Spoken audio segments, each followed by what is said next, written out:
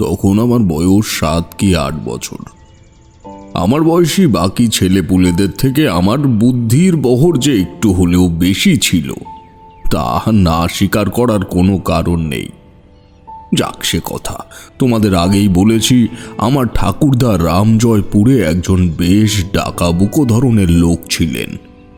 বলা ভালো, আমাদের গ্রামের অনেক মানুষ বিপদে আপদে পড়লে ওনার কাছে ছুটে আসতেন। কত মুশকিল আসান করেছেন তার জীবনে তার ইয়ত্তা নেই। রোজ আমাদের বাড়ির সামনের আম গাছের তলায় চট পেতে বসত সান্ধ্যকালীন আড্ডা। সেখানে আমার ঠাকুরদা থাকতেন প্রধান বক্তা হিসেবে। আর তাছাড়া পাশের বাড়ির হরিহর ঘোষ আর গ্রামের স্কুল মাস্টার নাড়ুগোপাল বসাক থাকতেন প্রতিদিনের বিশেষ অতিথি হিসেবে। বিশেষ এই কারণেই বলছি, কারণ এই দুজন না এলে সেদিনের আড্ডা জমত না। বলা যেতে পারে দুজনের মধ্যে সম্পর্ক ছিল সাপ ও মেজির সদৃশ। কোনো একটা বিষয় নিয়ে তর্ক শুরু হলেই গ্রামের অর্ধেক মানুষজন এক জায়গায় না করে ছাড়ত না। সে তোমাদের কি বলবো, লোকজনের মধ্যে দুঃখ কষ্টের পরিমাণ তখন ছিল কম। এত বেশি লোভ ও অর্থের প্রতি সেকালের মানুষ মাথা নোয়াত না। যতটুকু উপার্জন তাতেই হেসে খেলে সবাই জীবন কাটিয়ে দিতে পারত। এসব কথা মনে পড়লে আজও নিজের বাল্যকালে ফিরে যেতে ইচ্ছে করে। আমি যে সময়ের কথা বলছি তখন শ্রাবণ মাস। টানা 3 দিন ধরে অঝোর ধারায় বৃষ্টির জল, বহু প্রতীক্ষিত সূর্য কেবল মাত্র একটু মুখ তুলে চেয়েছে। এমন সময় দূরের কোনো প্রান্ত থেকে আবার গুড়ু গুড়ু শব্দ ভেসে এলো কানে। আমি ডুবে যাওয়া রাস্তাঘাটের দিকে চেয়ে আছি, ঠাকুমার ঘরের জানলার কাছে বসে। গ্রামের ছেলেদের মধ্যে রাখাল, শম্ভু সবাই হাঁটু জল ঠেলতে ঠেলতে পোলো নিয়ে ছুটেছে মাঠের দিকে। ঠাকুরমাকে বললাম ওদের সঙ্গে যাব কিনা, কিন্তু আমায় যেতে দিল না। অগত্যা সারাদিন নৌকায় বসে অথই নদী দেখার আনন্দ নিয়েই কাটাতে হলো। সেদিন সন্ধ্যা নাগাদ ঠাকুরদার সাথে দাওয়ায় বসে পঞ্চতন্ত্র শুনছি। এমন সময় হরিহর এসে হাজির। বলল, কি চক্রবর্তী মশাই, মাস্টার মশাই এসেছিলেন নাকি? ঠাকুরদা বলল, মাস্টার মশাই কই না তো। তাহলে বোধ হয় এখনো রাস্তায়, এখনই এসে পড়বে।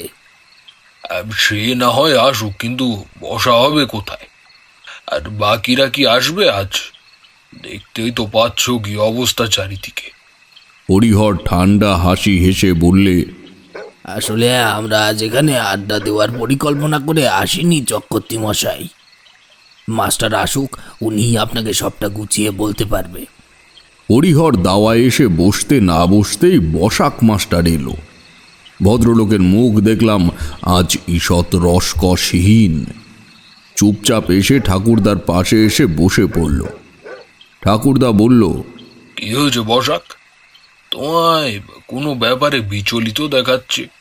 বসাক মাস্টার খানিক থেমে ভ্রুকুটি করে বললেন, চক্রবর্তী মশাই, এই সপ্তাহখানেক আগে আমি ওই বুড়ির বটতলার যে ঝুপড়ি মতো ঘরটা পড়ে আছে না, ওটাকে শিখে খানেক টাকায় বলরাম ঘোষের কাছে থেকে ভাড়ায় নিয়েছি। আপনি তো জানেন, এই বাদলার সময় এসে গ্রামের স্কুলটি আর পঠন পাঠন যোগ্য থাকে না, বাচ্চারা স্কুলে পর্যন্ত যেতে পারে না। তাই ঠিক করেছিলাম ওখানেই পাঠশালা বসাবো। তো সেই সূত্রেই গত পরশু রামুকে নিয়ে ওই ঘরটা পরিষ্কার করছিলাম।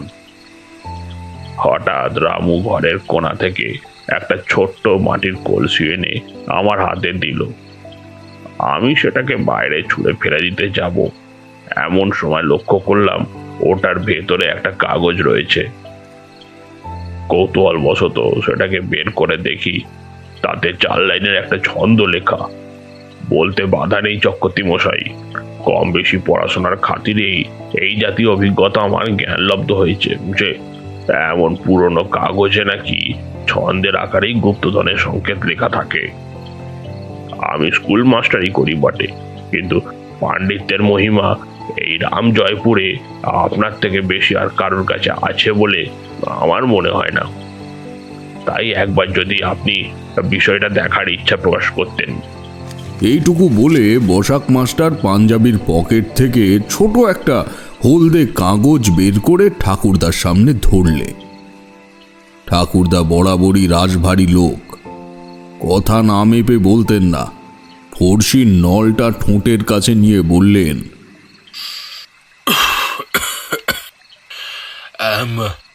কাগজটি নিয়ে কিনাগে তোমার ভূস্বামীর কাছে যাওয়া উচিত নয় বসাক? গিয়েছিলাম চক্রবর্তী মশাই।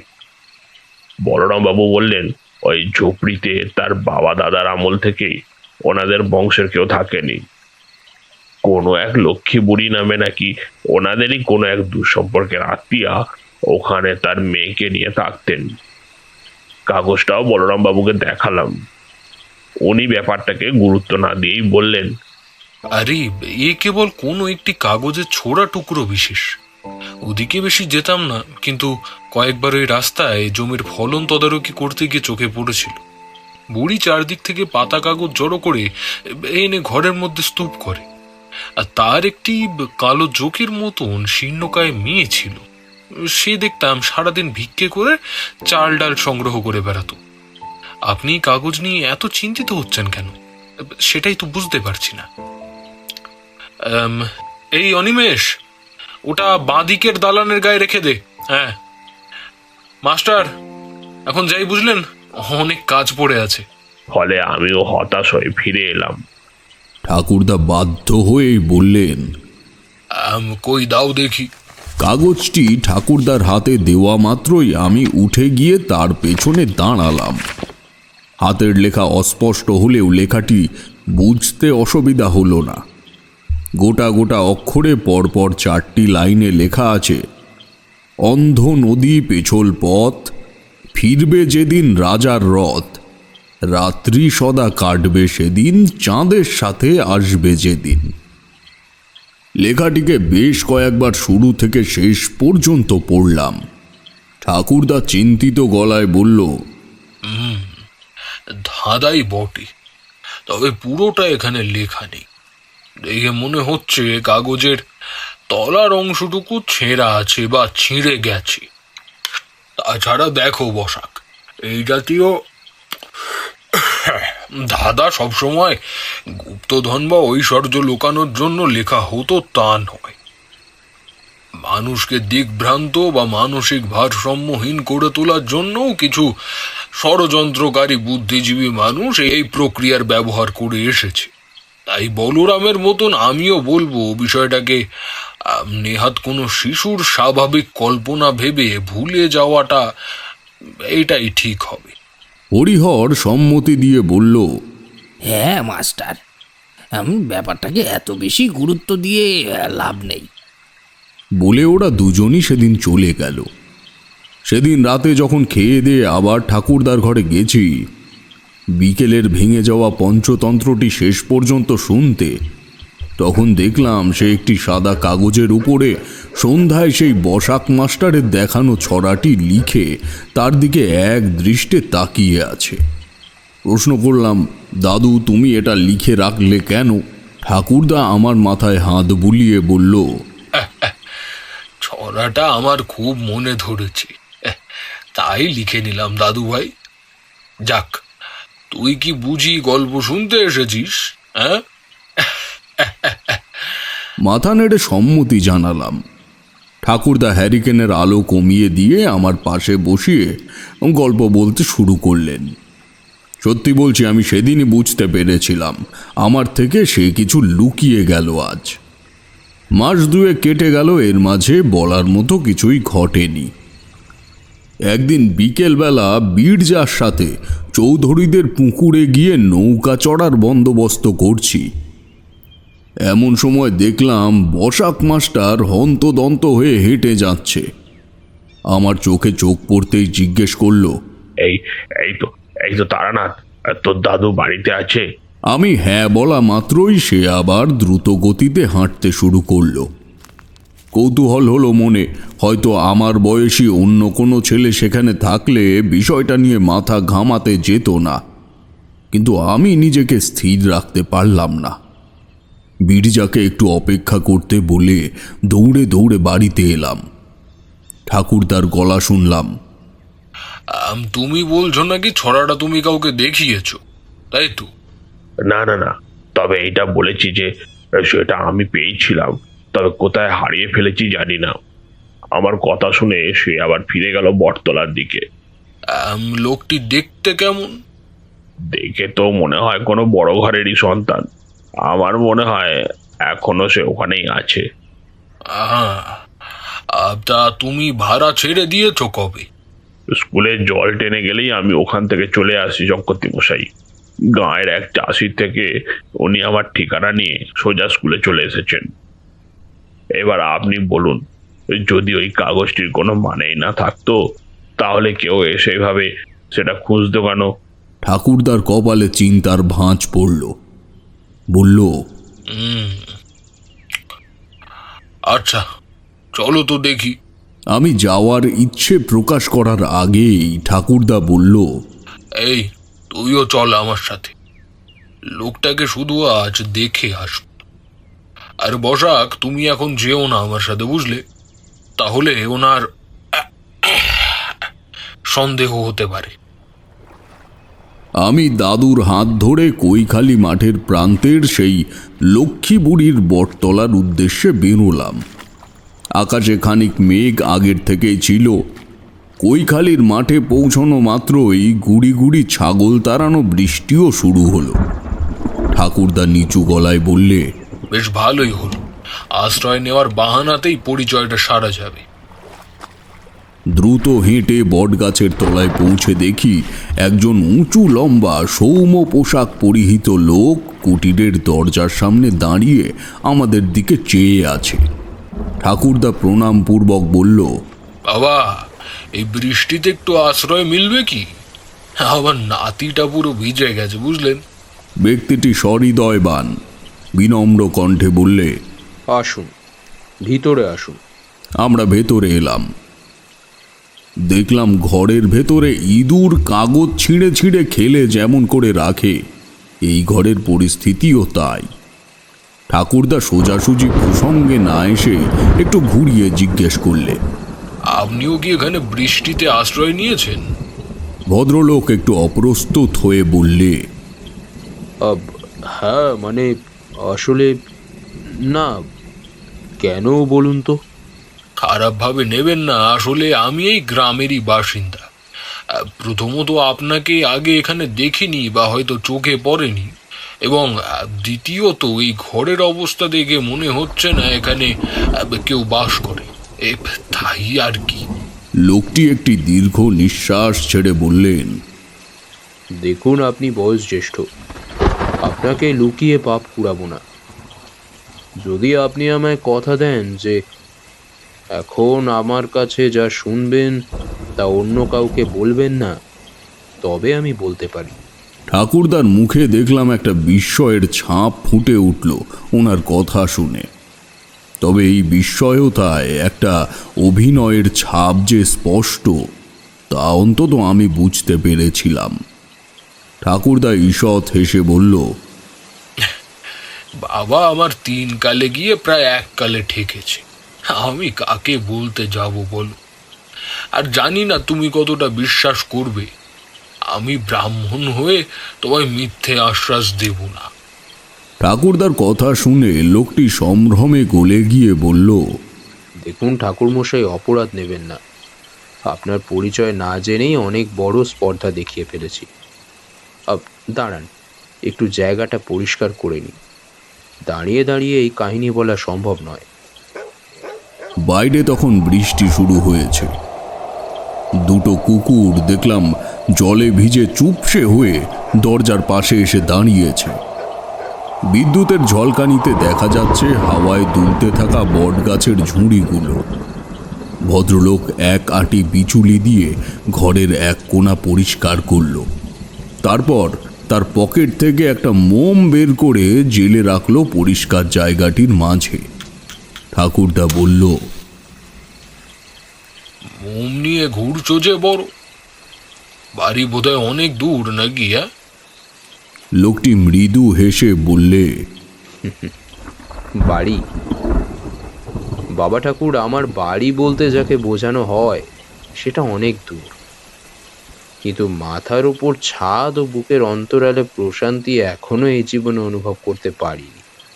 তাই অর্থ ও সম্পদের লালিত্য এখনো আমায় গ্রাস করতে পারিনি।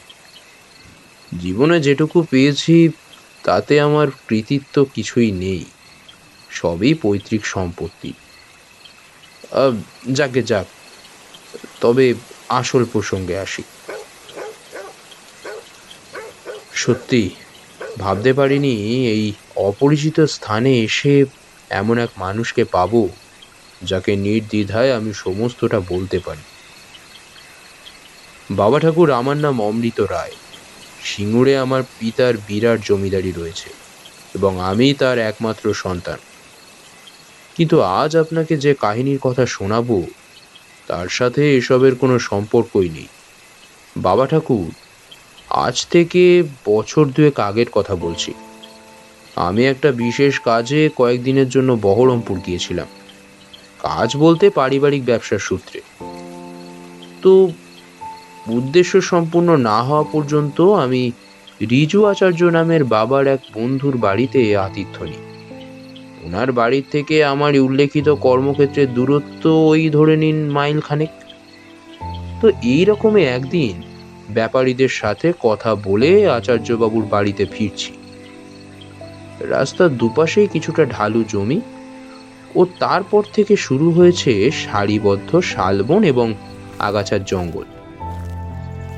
এমন সময় লক্ষ্য করলাম একটা গেরুয়া পরিহিত জটাজুটোধারী সাধু বাঁদিকে জঙ্গলাকীর্ণ জায়গা থেকে বেরিয়ে এসে হাতের ইশারায় আমাকে তার কাছে ডাকছে। কৌতূহলবশত আমিও রাস্তা থেকে নেমে তার সামনে গেলাম। প্রণাম করে বললাম, আমায় কিছু বলবেন বাবা? ওনার উত্তরে চমকে উঠলাম। আমায় আপাদমস্তক নিরীক্ষণ করে বললেন, অমৃত তোমার নাম, তাই না?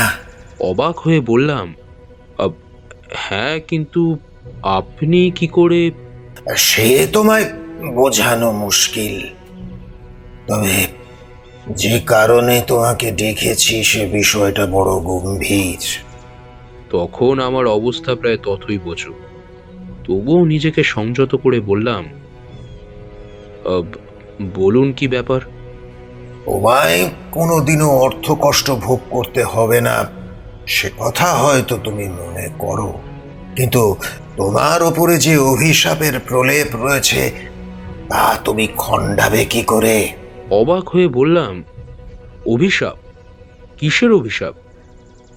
সাধু হেসে বললে, দাম্ভিকতার খাঁচার ভেতর থেকে বাইরের জগৎকে দেখলে সম্পূর্ণ জগৎকেই দুর্ভিক্ষের কবলে মোড়া আছে বলে মনে হয়। তোমারও অবস্থা তাই অমৃত। ঈশ্বর পরীক্ষা নেয় প্রত্যেকের, জীবনে অন্তত একবার। তোমারও নিয়েছিল, কিন্তু কিন্তু তুমি তাতে উতরতে পারোনি, বরং ধ্বংসের মুখে ঢলে পড়েছ। কথাগুলো শুনে মনে হলো আমি বিনা কারণেই সময় নষ্ট করছি। এই সাধু আমার সাথে নিশ্চয়ই কোনো ভণ্ডামি করার চেষ্টা করছে। আমি একটু ব্যস্ততার ভাব দেখিয়ে বললাম, দেখুন সাধুজি, আমার আজ একটু বিশেষ কাজ আছে। অন্য কোনো দিন বরং আপনার কথা শুনব। আজ আমি আসি। সাধু আমার দিকে নীরস দৃষ্টিতে চেয়ে রইল। আমি দ্রুত পায়ে সেখান থেকে চলে এলাম। সেই রাত্রে আমার গৃহস্বামী আচার্য মশাই একটু কাজের জন্য অন্যত্র গিয়েছিলেন। বাড়িতে শুধুমাত্র আমি ও চাকর রঘু ছিলাম।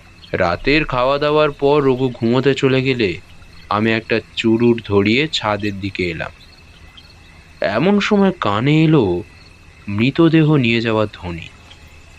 আমি ছাদ থেকে কৌতূহলবশতই একটু ঝুঁকলাম রাস্তার দিকে।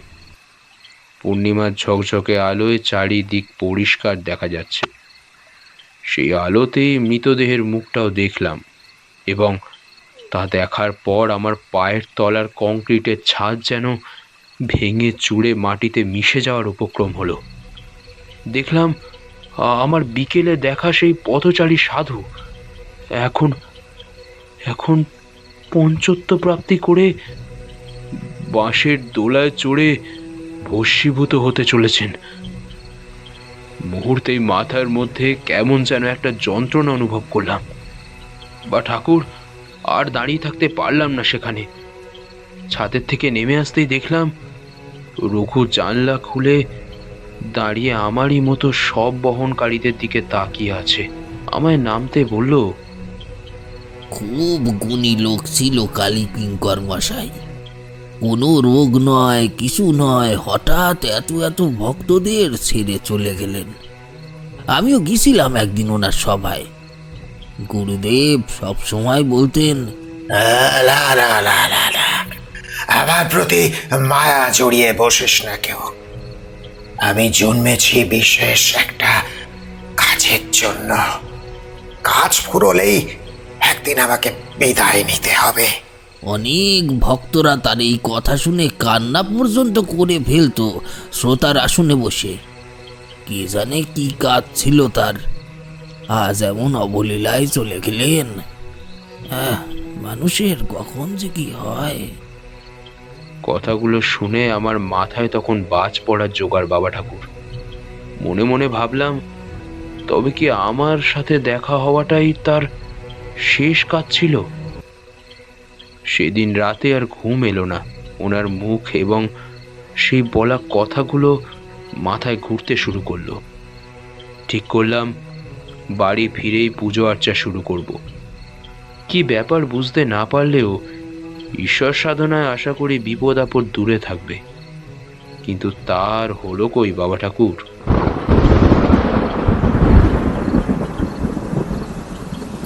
বলে লোকটি মাথা নিচু করে চুপ করে গেল। বাইরে বৃষ্টির প্রকোপ তখন দ্বিগুণ হয়েছে। কুকুর দুটি তাদের দেহের বেশিরভাগ অংশটুকু ঘরের মধ্যে ঢুকিয়ে দিয়ে মুখ দুটি বাইরে বের করে রেখেছে। আমার কাছে তখন পুরো ঘটনাটি একটি রূপকথা ছাড়া আর কিছুই মনে হচ্ছিল না। এদিকে ঠাকুরদা দেখলাম বেশ গম্ভীর হয়ে এসেছে। নিচু গলায় বলল, কেন ঈশ্বর আরাধনায় বাধা হয়ে দাঁড়ালো কে? পরদিনই আমি বাড়ি ফিরে আসি বহরমপুর থেকে। আমার যখন 6 বছর বয়স তখন আমার মা মারা যায়। কয়েকটা ছোট্ট লক্ষ্মী গণেশের মূর্তির সামনে অনিয়মিত জল বাতাসা দিত বাড়ির চাকর রমেশ। বাবা সারাটা জীবন উপার্জনের স্বার্থে নিজেকে উৎসর্গ করেছিলেন। তাছাড়া বৈষয়িক অন্য কোনো দিকে তার টান ছিল না। তবে আমার আবদার সে মাটিতে পড়ার আগেই সারা জীবন রক্ষা করেছে। এবারও গিয়ে বলতেই উনি এক কথায় মন্দির বানানোর অনুমতি দিয়ে দিলেন। সবই হলো বাবা ঠাকুর, কিন্তু ঈশ্বর বোধহয় আমার ভক্তিতে সম্পূর্ণ তুষ্ট হচ্ছেন না। বাড়িতে এখন মড়ক লেগেছে। বাবা চলে গেলেন ম্যালেরিয়াতে আক্রান্ত হয়ে। টানা 6 মাস সঞ্চিত অর্থ ভেঙে খেয়েই কেটে গেল। তারপরেই বাবা ঠাকুর, আমার এক বন্ধুর কথায় বাবার ব্যবসায় নামলাম, কিন্তু সেখানেও হলো বিপত্তি। পর 2 বার জাহাজডুবি হয়ে অর্জিত সমস্ত টাকা তলিয়ে গেল জলে। এখন বাবা ঠাকুর আমার ওই বাসগৃহটাই সম্বল, তাছাড়া আর বিশেষ কিছুই নেই। ঠাকুরদা চুপ করে সবটা শুনল। তারপর বলল, তাহলে তুমি আজ এখানে এলে কেন? কাউকে খুঁজছো নাকি? লোকটি বিবর্ণ মুখে ঠাকুরদার দিকে চাইল। তারপর বলল, বাবা ঠাকুর, 2 মাস আগে আমার বাড়িতে একটা ভিখারি আসে। তার নাম কালী কিঙ্কর বানুজ্জে। সে নিজের পরিচয় গোপন করার চেষ্টা করলেও আমি বেশ বুঝতে পেরেছি এ সেই লোকটি। বহরমপুরে যার বলা কথাগুলির পর থেকে আমার জীবনে দুর্ভিক্ষ এসেছে। মানুষের চেহারা বদলালেও কণ্ঠ কি আর পরিবর্তন হয়? ইন্দ্রজাল দেখাচ্ছেন সেই মহাসাধক আমায়, তা আমি বেশ বুঝতে পেলাম। নইলে একজন মৃত ব্যক্তি কিভাবে আবার জীবিত হয়ে ফিরে আসতে পারেন? আমার অবস্থা দেখে উনি এক ফোঁটাও বিচলিত নন, বরং বৃদ্ধের কুঞ্চিত মুখে একটা তাচ্ছিল্যের হাসি ফুটে উঠল। সে বলল, বলেছিলাম এই অভিশাপ খণ্ডাতে হবে তোমায়। তোমার তোমার বাড়িতে কোনো ভৃত্য টেকে না কেন জানো?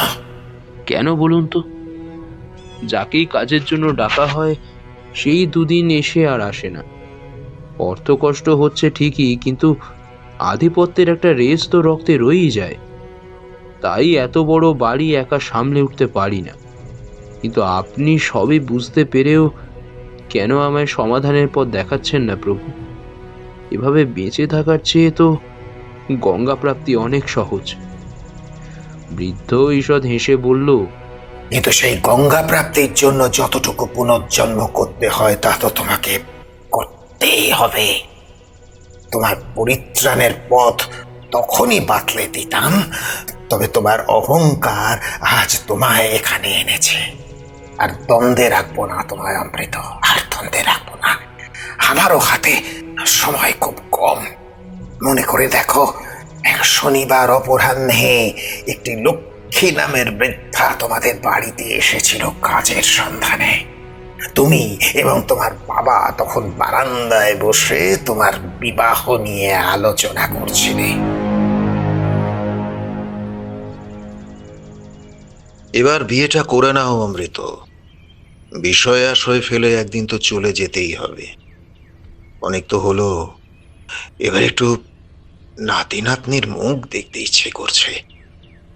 বাবা, বিয়ে করে বাবর হালে খাওয়াবো এই চিন্তা আমার নেই। তুমি আপনাদের বাড়িতে একটা কাজ দেবে না আমায়? সেই সময় তোমাদের ভিটেতে আসে মনে পড়ছে? সাধুর কথায় ধাতস্থ হলাম। বললাম, হ্যাঁ, মনে পড়েছে। বেশ বেশ, তুমি সেই বুড়িকে কি বলেছিলে? বলেছিলাম তার জন্য এই বাড়িতে কোনো কাজ নেই। তাছাড়া তার পোশাক আশাক ও গায়ের রং দেখেই আমার তার প্রতি অভক্তি জেগেছিল। আমার বাবা কিছু বলার আগেই বললাম, তুমি এই বাড়িতে ঢোকার সাহস পেলে কিভাবে? ভিক্ষে দেওয়া হচ্ছে তা নিয়ে এক্ষুনি চলে যাও। আর হ্যাঁ, এই বাড়ির আশেপাশে যেন তোমায় আর না দেখি। কাজ করতে এসেছে। ঈশ্বর মানুষকে জানান দিয়ে আসে না অমৃত। লৌকিক প্রথা অনুযায়ী বাড়ির ভিটেতে প্রত্যেকেরই কখনো না কখনো ঈশ্বর পদার্পণ করে বিভিন্ন ছদ্মবেশে। তুমি শুধু এক দিন দরিদ্র দুঃখিনী মাকে তাচ্ছিল্য করোনি সেদিন। তুমি অবজ্ঞা করেছ তার মধ্যে বিরাজমান স্বয়ং মা লক্ষ্মীকে। এই কারণেই আজ তোমার এই অবস্থা। বাবাজি, সাধুর মুখে এই কথা শুনে আমি চমকে উঠলাম। চোখের সামনে ঘটনাটা যেন আরো একবার স্পষ্ট হয়ে উঠল। বিস্মিত হয়ে বললাম, সাধু বাবা, আমার চরম শিক্ষা হয়েছে। আপনি আমায় পরিত্রাণের পথ বলে দিন। এভাবে বাবার কষ্ট করে তৈরি করা সাম্রাজ্য ছেড়ে আমায় যদি চলে যেতে হয়, তবে তবে তার থেকে বেশি অকৃতজ্ঞতার কিছু হয় না এ জীবনে। আমায় দয়া করে বলুন, আমি কি করলে মাকে আবার তুষ্ট করতে পারবো?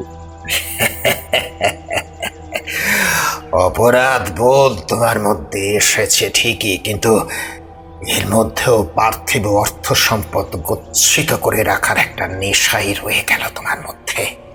তোমায় উদার হতে হবে অমৃত, উদার হতে হবে, সম্পূর্ণ উদার। আজ আমি তোমায় একটা ঠিকানা দিয়ে যাব। সেই কাগজটি তুমি তোমার কাছে যত্ন করে রেখে দিও। তবে এই ঠিকানাটি সম্পূর্ণ নয়। মানব যখন করেছো, পরিশ্রম তোমাকেই করতে হবে। এই কাগজের বাকি অর্ধেক পাবে সেই বুড়ি যে তোমার বাড়িতে এসেছিল তার ঘরে। দুটি কাগজ মিলিয়ে যে ছন্দ তৈরি হয়, তাতেই লুকোনো আছে ঈশ্বরের ঠিকানা। সেই ঠিকানায় পৌঁছে গঙ্গা শুদ্ধি হয়ে ফুল ফল ও নৈবেদ্যপূর্বক ভক্তি ভরে মায়ের চরণে পুজো সমর্পণ করলেই পেয়ে যাবে পরিত্রাণের রাস্তা। তবে খেয়াল রেখো, কাগজটির বাকি অর্ধেক পাবে ওই বাড়ির আস্তানায়। এই কথা বলে তিনি পুটলি থেকে একটা ছোট্ট চিরকুট বের করে আমার হাতে দিলেন। দেখলাম তাতে লেখা আছে, এই নিন, পড়ুন। বলে ভদ্রলোক তার পাঞ্জাবির পকেট থেকে একটি কাগজ বার করে এগিয়ে ধরল ঠাকুরদার সামনে। ঠাকুরদা তা হাতে নিয়ে মোমবাতির সামনে ধরতেই লেখাটি আমিও পড়ে নিলাম। তাতে লেখা আছে, বীরভূমের ওই তরঙ্গিনী শাল সেগুনের এক বনানী, কানন মাঝে মূর্তি আছে, প্রণাম নিও তাহার কাছে। এটা পড়ার পর সম্পূর্ণ কবিতাটি আপনার ক্ষুদ্র মাথায় মনের অগোচরেই একবার ঘুরে গেল, যার সম্পূর্ণ রূপ হল, বীরভূমের ওই তরঙ্গিনী শাল সেগুনের এক বনানী, কানন মাঝে মূর্তি আছে, প্রণাম নিও তাহার কাছে। অন্ধ নদী পিছল পথ, ফিরবে যেদিন রাজার রথ, রাত্রি সদা কাটবে সেদিন, চাঁদের সাথে আসবে যেদিন।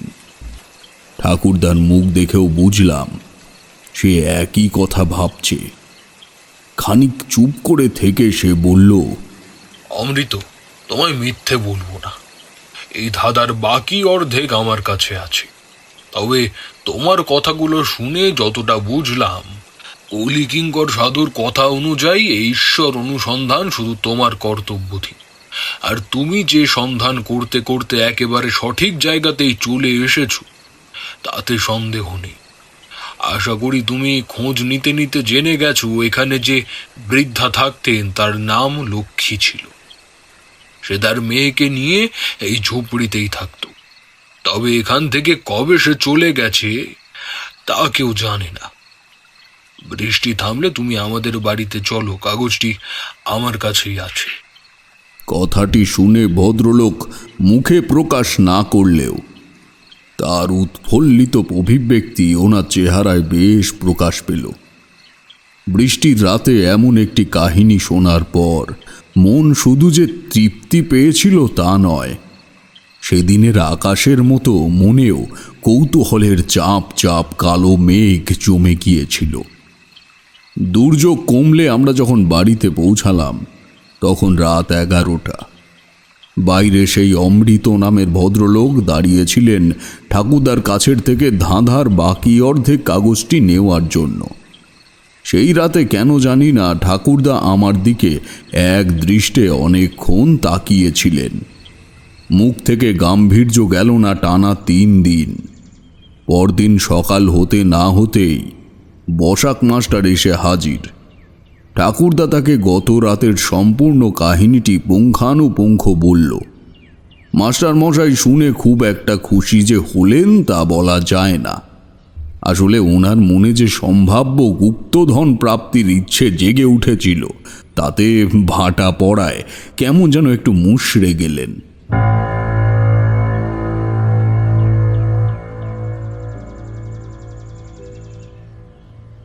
এবার যে ঘটনাটি ঘটেছিল তার ব্যাপারে তোমাদের আগেই বলেছি। ঠিক তার 3 দিন পর থেকেই আমি জ্বরে পড়ি। যে জ্বরের নিষ্পত্তি করার জন্য জড়াসুরের পুজো করতে হলো বাড়িতে। কাউকে কোনো সুযোগ না দিয়েই আমি সুস্থ হওয়ার ঠিক 6 মাস পরে ঠাকুরদা আমাদের ছেড়ে চলে গেল। তারপর থেকেই আমি আরও অন্য রকম হয়ে গেলাম। বাড়ির থেকে বেরোনোই প্রায় বন্ধ করে দিয়েছিলাম। কালে ভদ্রে যখন বের হতাম তখন ওই চৌধুরীর পুকুরে বা কৈখালির মাঠের জনশূন্য প্রান্তে গিয়েই একা একা বসে থাকতুম। বুঝতে পারতাম আমার জীবন খুব স্বাভাবিক হবে না। কিছুই যেন ভালো লাগে না, কিছুই করতে ইচ্ছে করে না। বিশেষ করে বাস্তুতান্ত্রিক জীবনের দিকে যখন বাধ্য হয়ে একটু মনোযোগ দিতেই হতো, তখন খুব হাসি পেত আমার। মনে মনে ভাবতাম, এইটুকুই কি মানুষের জীবন? এর বাইরে কি মানবকুল কখনোই বেরোতে পারবে না? মাথার উপরে একটা ছাদ বেঁধে নিয়ে সেখানেই সারাটা জীবন কিভাবে পার করে দিচ্ছে মানুষ। কিন্তু আমিও তার ব্যতিক্রম কিছু করে উঠতে পারলাম কই।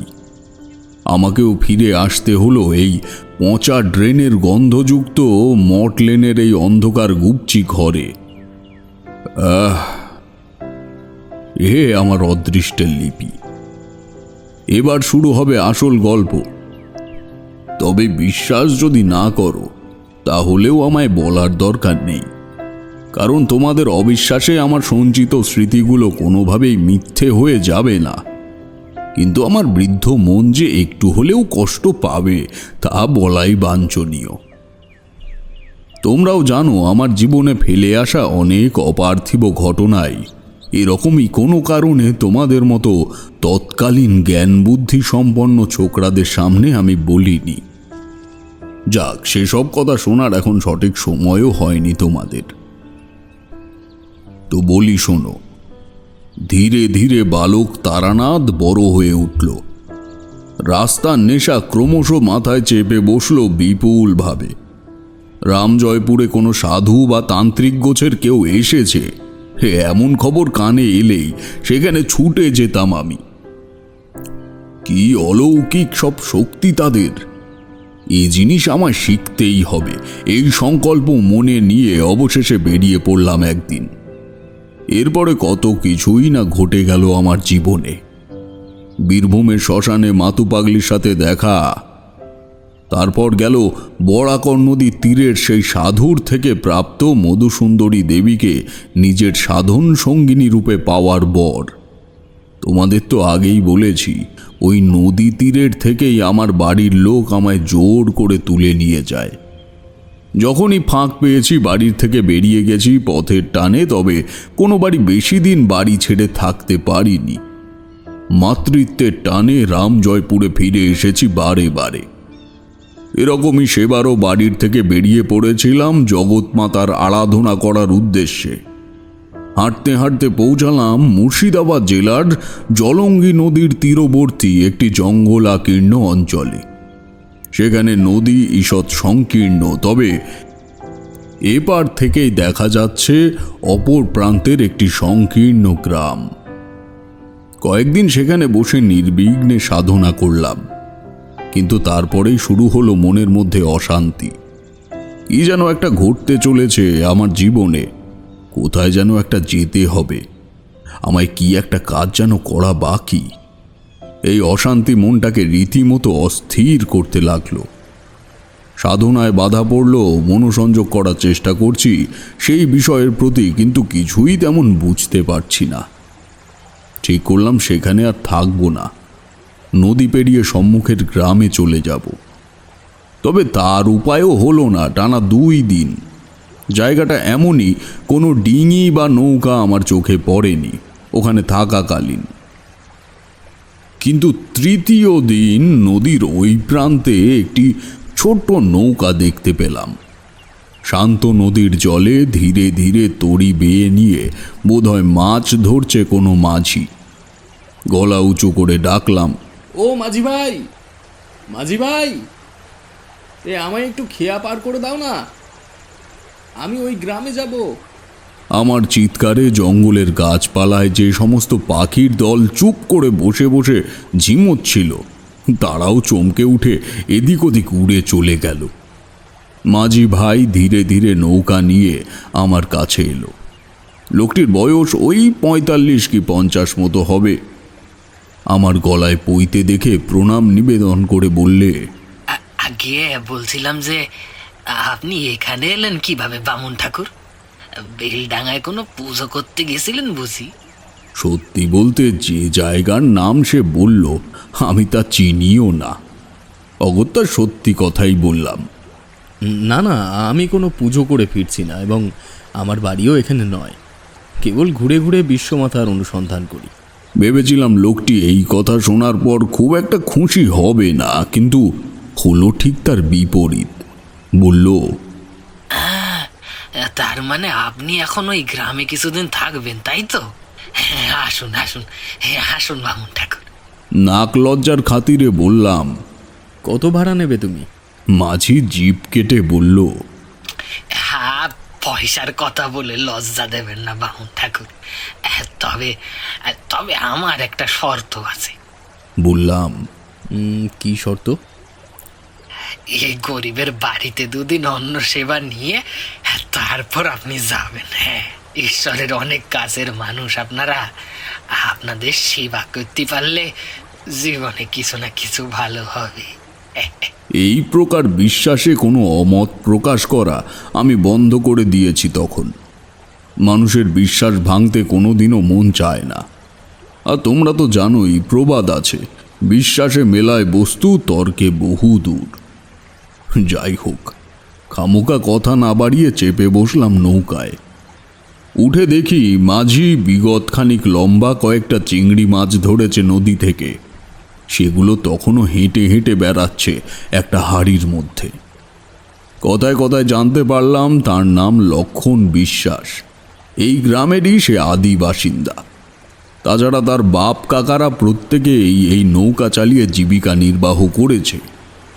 মাঠের জমি জমা যা ছিল তা বিক্রি করে সে এই ছোট নৌকাটি কিনেছে, এবং এসব কথা আমি জানতে না চাইতেই সে বলে দিল। ওপারে পৌঁছে ঘাটে খেয়া বেঁধে রেখে আমায় নিয়ে সে চলল তার বাড়ির উদ্দেশ্যে। গ্রামটির নাম পাহাড়গঞ্জ। যেমন সুন্দর নাম, তেমনি সুন্দর সেখানকার প্রকৃতি। গাছে গাছে দোয়েল খেলছে আপন মনে। পাড়ার কয়েকটা বিবস্ত্র ছেলেপুলে একটা চড়ুইয়ের বাচ্চা নিয়ে ছুটে ছুটে বেরোচ্ছে মেঠো রাস্তা ধরে। জনবসতি খুব ঘন নয়, তবে প্রত্যেকের বাড়ির আকৃতি ও ধরন খানিকটা একই। এক কথায় বলা যায়, খুব ধনী ব্যক্তির বসবাস নেই এই পাহাড়গঞ্জ গ্রামে। এইসব দেখতে দেখতে লক্ষণ বিশ্বাসের বাড়িতে পৌঁছালাম। সে আমায় নিয়ে খুবই ব্যস্ত হয়ে উঠেছে দেখে তাকে বললাম, বিশ্বাসমশাই, এত ব্যস্ত হবেন না আপনি। তা বাড়িতে তো আর কাউকে দেখছি না, আপনি কি একাই থাকেন নাকি? না না বামুন ঠাকুর, আমার স্ত্রী বিমলা ছেলেকে নিয়ে ঘুরতে গেছে তার বাপের বাড়িতে। কালকেই ফিরে আসবে। কাল আপনাকে তার হাতের পাকা রুই মাছের ঝোল খাওয়াবো, কেমন? কাল আমিষ খেতে আপত্তি নেই তো? মাথা নেড়ে না জানালাম। মাছ মাংসের সাথে আমার ইষ্ট দেবীর পরম যোগ, তাই এই আমিষ ভক্ষণে খুব একটা বিধিনিষেধ নেই এই কক্ষে।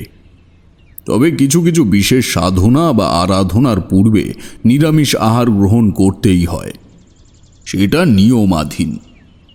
সেদিন দুপুরে মুড়ি বাতাসা ও দুধ খাওয়ার পর যখন লক্ষণ আমায় বিশ্রাম করার জন্য বারান্দার চট পেতে দিল, তখনই প্রথম অনুভব করলাম ব্যাপারটা। মনে হলো সব কিছুর মাঝেও গৃহস্বামী কাজ করতে করতেও কি একটা যেন চিন্তা করে চলেছে মনে মনে। চাটাইতে বসে জিজ্ঞেস করলাম, কোনো ব্যাপার নিয়ে কি দুশ্চিন্তা করছেন আপনি? লক্ষণ বিস্মিত দৃষ্টিতে আমার দিকে তাকালো, তারপর বলল, বামুন ঠাকুর, আপনি যখন বুঝতেই পেরেছেন তখন আপনাকে বলতে বাধা নেই। আমার একমাত্র ছেলে পীযূষ খুব একটা ভালো নেই। ভালো নেই বলতে, ও ছোট থেকেই কেমন একটা অদ্ভুত ধরনের ব্যবহার করে মাঝে মাঝে। সামর্থ্য অনুযায়ী কম ডাক্তার বদ্যি করিনি, কিন্তু নিরাময় হয়নি কখনো। কৌতূহলী হয়ে প্রশ্ন করলাম, অদ্ভুত ব্যবহার বলতে? অদ্ভুত বলতে বিড় করে মাঝে মাঝেই স্বপ্নের মধ্যে কথা বলে। ছোটবেলায় কম থাকলেও ইদানিং বড় হওয়ার সাথে সাথে ওই লক্ষণ আরো বেড়েছে। যখন আবার স্বাভাবিক হয়ে যায় তখন প্রশ্ন করি যে ও কিছু বলতে চাইছিল কিনা, কিন্তু ওর কিছুই মনে থাকে না, বুঝলেন? অবাক হয়ে কেবল আমার দিকে চেয়ে থাকে। ডাক্তাররাও কোনো রোগ ধরতে পারেনি। যাই হোক, কি যে হয়েছে, নাকি এভাবেই ওর জীবনটা কাটাতেই হবে কে জানে। নিজের ছেলের জীবন এমন হয়ে গেলে আমিও তো মোটে শান্তি পাবো নি। ঠাকুর মশাই, আপনার কাছে অনুরোধ, আমার হয়ে একটু ঈশ্বরকে ডাকবেন আপনি। অবাকারে এটুকু সেবা দয়া করবেন ঠাকুর মশাই। বলে আমার সামনে হাত জোর করে ফুঁপিয়ে উঠল গৃহস্বামী। আমি ওর দুই হাত চেপে ধরে বললাম, বিশ্বাসমশাই, এতটা ভেঙে পড়বেন না। কাল আপনার স্ত্রী পুত্র ফিরুক, আমি একবার ওকে দেখি, তারপর পরবর্তী সিদ্ধান্ত নেওয়া যাবে। লক্ষণ বিশ্বাস আশ্বস্ত হয়ে বললে, আমার আপনার উপর সম্পূর্ণ আস্থা আছে বামুন ঠাকুর। আপনি এখন একটু বিশ্রাম করুন, আমি বিকেলে একটু খেয়া পারাপার করিয়ে আসি যাত্রীদের। সন্ধ্যায় এসে আপনাকে নারকেলের মালায় হুকো সাজিয়ে দেব, কেমন? হাসি, হ্যাঁ ঠাকুর মশাই? বলে আবার একটি প্রণাম করে সে কাজে চলে গেল। তখনও পর্যন্ত সবই স্বাভাবিক। গৃহকর্তার বলে যাওয়ার কথাগুলো মনে মনে চিন্তা করতে করতে কখন যে ঘুমিয়ে পড়েছি তা বুঝতে পারিনি। স্বপ্নে দেখলাম একটি শ্যামবর্ণের ষোড়শী নারীকে হাতের ইশারায় আমায় ডাকছে এবং বলছে, সঠিক পথ দেখা তারানাথ, তোর হাতেই রয়েছে সম্পূর্ণ দায়ভার। বিশ্বাস মশাই ফিরে আসার আগেই আমি ঘুম থেকে উঠে গেলাম। দেখি সে ফেরার সময় কোথার থেকে এক গোছা পালন শাক নিয়ে এসেছে। বারান্দায় সেগুলো নামিয়ে রেখে হাসি মুখে বলল, বামুন ঠাকুর, বাড়িতে খুব মিষ্টি একটা কুমড়ো আছে, তাই জন্যে পালন শাক নিয়ে এলুম। রাতে এটা দিয়ে আপনাকে খাওয়া দাওয়া সারতে হবে, কেমন? সত্যি আমার খুব লজ্জা লাগছিল তখন। একজন গরিবের স্কন্ধে বসে নুন ভাত ভোজন করতেও মনের মধ্যে খুবই দ্বিধাবোধ হয়। সেই রাত্রে একই সঙ্গে বসে দুজন রান্নাবান্না করে খেয়ে নিলাম তাড়াতাড়ি। ঘুম যেন আর আসতে চায় না। লক্ষণ মাঝি এ কথা সে কথা বলতে বলতে ঘুমিয়ে পড়েছে অনেকক্ষণ আগেই। আমি এদিক ওদিক কয়েকবার ঘুরে শুয়ে বিছানা থেকে উঠে বাইরে এলাম। মনের মধ্যে একটা অস্বস্তি দানা বেঁধেছে আমার, কিন্তু কি সেই অস্বস্তি তার কুল কিনারা পাচ্ছি না। বারান্দা থেকে নেমে উঠোনে আসা মাত্রই ওই ধারে কাছের কোনো এক গাছের থেকে একটা পেঁচা কর্কশ স্বরে ডেকে উঠল। কি বিশ্রী সেই ডাক! মন আরও কুলসিত হয়ে গেল এমন শব্দে। কিছুক্ষণ সেখানে দাঁড়িয়ে মধ্যরাতের প্রাকৃতিক আর্তনাদ শুনে আবার ঘরে ফিরে এলাম আমি। রাতে আর কোনো মতেই ঘুম এলো না আমার। পরদিন সকালবেলা লক্ষণ জেলে ও আমি চা নিয়ে বারান্দায় সবে বসেছি, এমন সময় গৃহস্বামীর কথায় আচমকা রাস্তার দিকে তাকালাম। সে বলল, আরে ওই তো বিমলা এসে গেছে। সেদিকে দৃষ্টি ফেলতেই ভয়ে কেঁপে উঠলাম আমি। দেখি লক্ষণ মাঝির স্ত্রীর পাশে যেই ছেলেটি রয়েছে ঠিক তার পেছনে ধাওয়া করছে একটি অস্পষ্ট কালো ছায়া। উঠোনের উপরে লক্ষণ মাঝি নেমে গিয়ে তার স্ত্রীর সাথে আমার পরিচয় করিয়ে দিচ্ছে। এমনকি সেটাই যে তার ছেলে এটাও নিশ্চিত করে দিল, কিন্তু আমার চোখ কিন্তু সেই ছায়ার দিকে। দুশ্চিন্তায় আমার বুকের ভেতরটা ভরে গেল মুহূর্তেই। লক্ষণ গিন্নি ব্যস্ত সমস্ত হয়ে সাজ বদলে রান্নাঘরে চলে গেল। লক্ষণ মাঝি তার ছেলেকে নিয়ে এসে আমার পাশে বসল। বয়স বেশি নয়, আন্দাজ ওই 23 কি 24 হবে, কিন্তু কি দুর্বল সেই যুবকের চাহনি! বলা ভালো, দেখলে মনে হয় কেমন যেন একটা নেশাগ্রস্ত অবস্থায় আছে। আমি জিজ্ঞেস করলাম, বাবা, তোমার নাম কি? ছেলেটি নরম গলায় উত্তর দিল, কি পীযূষ বিশ্বাস। পড়াশোনা করো? হুম। তুমি কি অসুস্থ বোধ করছো এখন? না মানে তোমায় খুব ক্লান্ত দেখাচ্ছে। কি হয়েছে পীযূষ, তুই কি একটু বিশ্রাম করতে চাস? এমন সংক্ষিপ্ত উত্তর দিয়ে ছেলেটি ঘরের ভেতরে চলে গেল। আমি লক্ষণ মাঝিকে বললাম, ও এখন একটু ঘুমাক, আমি ওর হাতটা একবার দেখব উঠলে। লক্ষণ চলে গেল তার কাজে। বলে গেল দুপুরে মাছ নিয়ে তাড়াতাড়ি ফিরবে। লক্ষণ বউ খুব লাজুক, মাঝে দুবার এসে আমায় জল দিয়ে গেল ঘটিতে। তারই মধ্যে আমি দুবার উঠে ঘরের মধ্যে উকি দিয়েছি। তখনও দেখেছি সে কালো ছায়া ঘুমন্ত পীযূষের মাথার কাছে স্থির হয়ে দাঁড়িয়ে আছে। লক্ষণ প্রতিলক্ষণ এসব নিয়েই তন্ত্রের ফলাফল নির্ধারণ করা হয়। আমি পীযূষকে দেখেই বুঝতে পেরেছিলাম ওর জীবনে খুব বড়সড় কোনো রদ বদল আসতে চলেছে। দুপুরে খুব তাড়াতাড়ি ফিরে এলো লক্ষণ। সত্যি ওর গিন্নির হাতের সেই রুই মাছের ঝোল সত্যিই প্রশংসার দাবি রাখে। দুপুরে খাওয়া দাওয়া করে বারান্দায় বসে হুঁকোটা ধরিয়েছি, এমন সময় ঘরের ভেতর থেকে শুনতে পেলাম গৃহবধূর কণ্ঠস্বর। কি হয়েছে বাবা? আবার এরকম করছিস কেন তুই? শরীর শরীর খারাপ লাগছে? হ্যাঁ। সঙ্গে সঙ্গে উঠে দরজার সামনে গিয়ে দাঁড়ালাম। দেখি পীযূষ এপাশ ওপাশ করে কেমন একটা অস্বাভাবিক আচরণ করছে। একটু গলা ঝাড়া দিয়ে বললাম, গিন্নিমা, আমি একটু ভেতরে আসবো? লক্ষণ স্ত্রী মাথায় ঘোমটাটা আরও একটু টেনে নিয়ে আমায় সম্মতি দিল। আমি ভেতরে গিয়ে বিছানায় লক্ষণের পাশে বসলাম। ও ডান হাতের কবজি হাত দিয়ে চেপে ধরতেই সে স্থির হলো। একই সাথে স্পষ্ট দেখলাম পেছনের কালো ছায়াটা ঠিক আমার পাশে এসে দাঁড়িয়েছে। পীযূষ স্থির হয়েছে ঠিকই, কিন্তু মুখে কি যেন একটা বলে চলেছে সর্বদা। আমি মাথাটা ঝুঁকিয়ে তার মুখের কাছে নিলাম।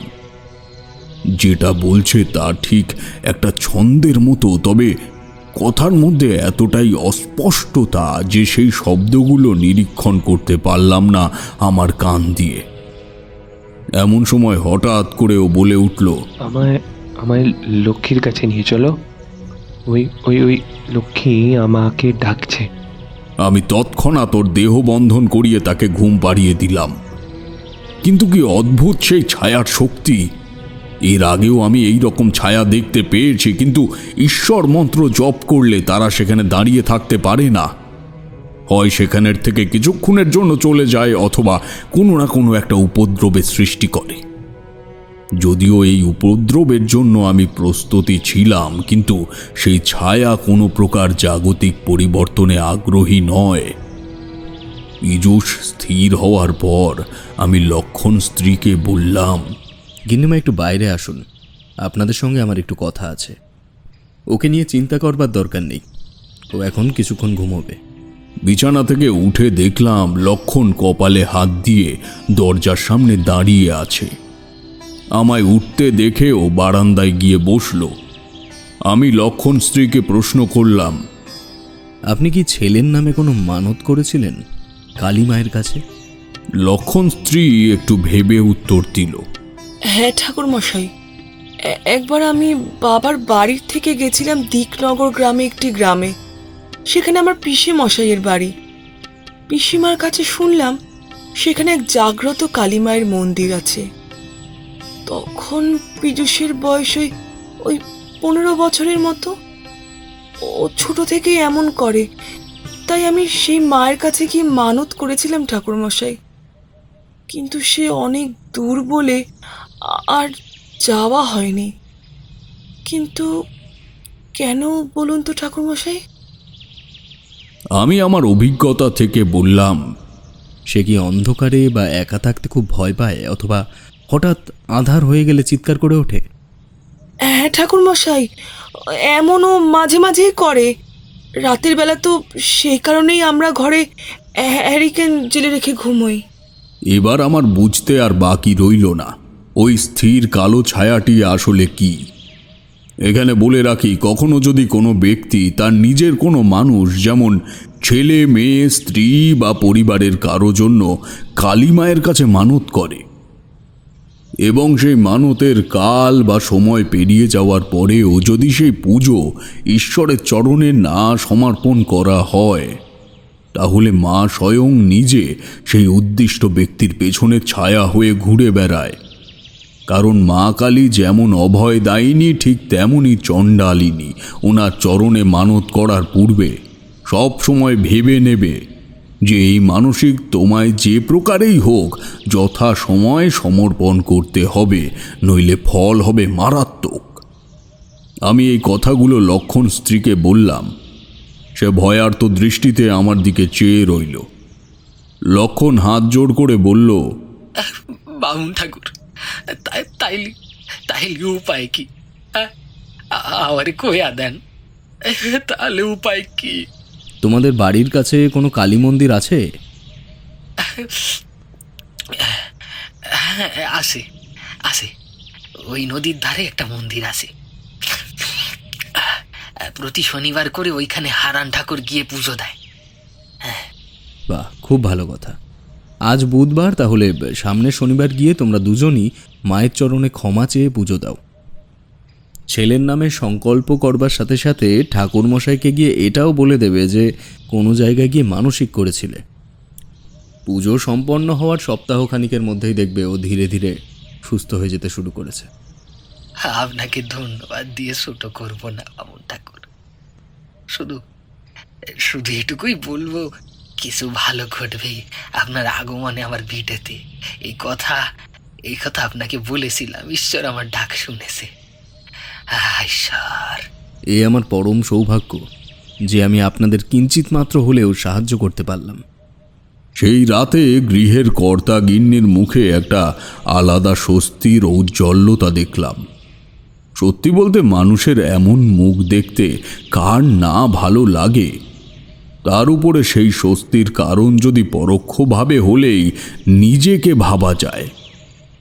তবে আমার মন কিন্তু এত প্রশান্তির মধ্যেও কেমন একটা অস্থির বোধ করছিল। সেদিন রাতে খাওয়া দাওয়া করে ঘুম চলে এলো তাড়াতাড়ি। ভোর নাগাদ ঘুম থেকে উঠে দেখলাম লক্ষণ জাল ছাড়াচ্ছে উঠোনে দাঁড়িয়ে। আমি আর সে শুয়েছিলাম বারান্দায় এবং তার স্ত্রী ও পিজু শুয়েছিল ঘরে। আমায় উঠে বসতে দেখেই বলল, বামুন ঠাকুর উঠে বললেন এখনই? দাঁড়ান একটু চা করতে বলি। না না, এত সকালে আর গিন্নিমাকে ডাকবার প্রয়োজন নেই, আমি বরং বেরোই, বুঝলেন বিশ্বাস মশাই? পথ আবার ডাকছে।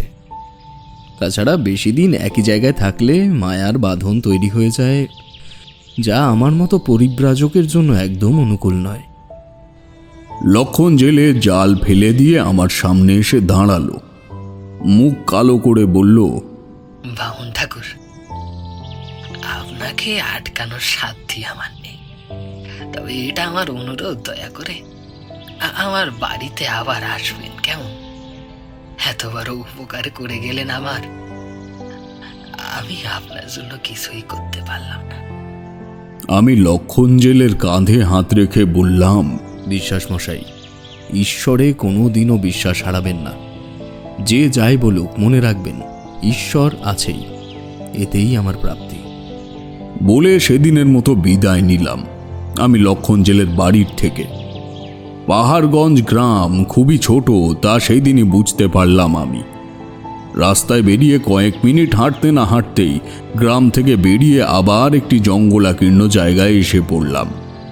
কিন্তু এখানে জঙ্গলের ভেতর থেকে পায়ে হাঁটা পথ আছে। আমি সেই পথ ধরে এগোলাম। দেখলাম একটা গরুর গাড়ি ওই রাস্তা ধরে আসছে। তাকে বললাম, দাদা, এদিক থেকে স্টেশনে যেতে কতক্ষণ লাগবে? আসুন আসুন, গাড়িতে এসে বসুন, গাড়িতে উঠে বসুন না, আমি দিয়ে আসছি। গাড়িতে চেপে বসলাম। কেন জানি না হঠাৎ করে আমার একজন ভক্তের কথা খুব মনে পড়ল। তার নাম রামনাথ চক্রবর্তী, বাড়ি পায়রাগাছি গ্রামে। তো মনের এমন টানকে আমি কখনোই অগ্রাহ্য করিনি। চলে গেলাম তাদের বাড়ি।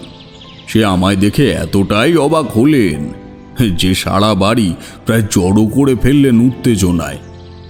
অবশেষে লোকজন সহ হাজির হয়ে আমায় প্রণাম করে বললে, আরে ঠাকুর মশাই, কাল থেকে আপনার কথাই বাড়িতে আলোচনা হচ্ছে, আর আজ আপনি এখানে, বলুন কেন উত্তেজিত হব না? তা বেশ, তবে তোমার কেমন চলছে বলো? আপনার দয়ায় মাছের ব্যবসার এখন অন্যতম বড় ব্যবসায়ী আমি। ঠাকুর মশাই এসেছেন যখন, আমি কিন্তু ছাড়ব না। আপনার কথা ভাবছিলাম তো শুধু এমনি এমনি নয়, বাড়িতে একটা ব্রাহ্মণ ভোজন আছে, সব সেরে তারপর কিন্তু ফিরবেন। বাধা দিতে পারলাম না।